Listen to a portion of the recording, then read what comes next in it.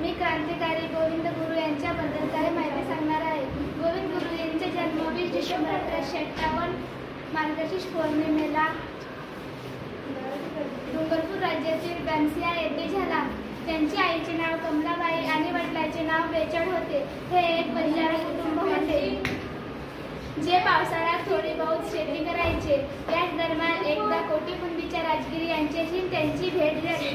त्यांची शिकवणी मिळाल्यानंतर त्याच्या विशेष प्रतिभेमुळे त्याच्या संघाची गोडी निर्माण होऊ लागली।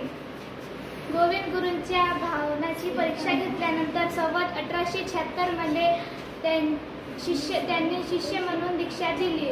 वासहवादी काळात गोविंद गुरूंनी आध्यात्मिक ज्ञान आणि ध्यान उपदेशद्वारे लोकांमध्ये वाईट प्रथांपासून मुक्त केले, चांगल्या प्रवृत्ती विकसित केल्या आणि सामाजिक सुधारण्यासाठी काम केले। ब्रिटिशांकडून धर्मांतर रोखण्यात त्यांनी महत्त्वाची भूमिका बजावली।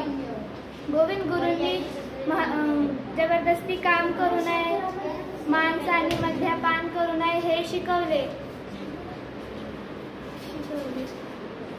स्वच्छ जीवन जगणे, बाल शिक्षण, मुलींची संरक्षण, शेती, हवन पूजन, पर्यावरण संरक्षण द्वारे त्यांनी लोकांमध्ये नैतिक आणि आध्यात्मिक शक्ती विकसित केल्या आणि स्वाभिमानाचे मार्ग मोकळे केले।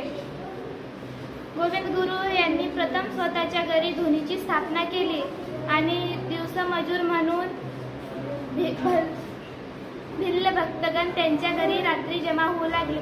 सुराता येथे असताना दूरदूरच्या गावातले लोक त्यांच्या घरी त्यांना आमंत्रण देऊ लागले। गोविंद गुरु आपल्या मुख्य शिष्यांसह तिथे जाऊ लागले आणि शिष्य बनू लागले आणि उपदेश करू लागले। 30 ऑक्टोबर 1931च्या सकाळी गोविंद गुरूंनी नेहमीप्रमाणे स्नान आणि ध्यान केला आणि समाधी घेतली। देहाचे कायमाचे जग सोडून गेले।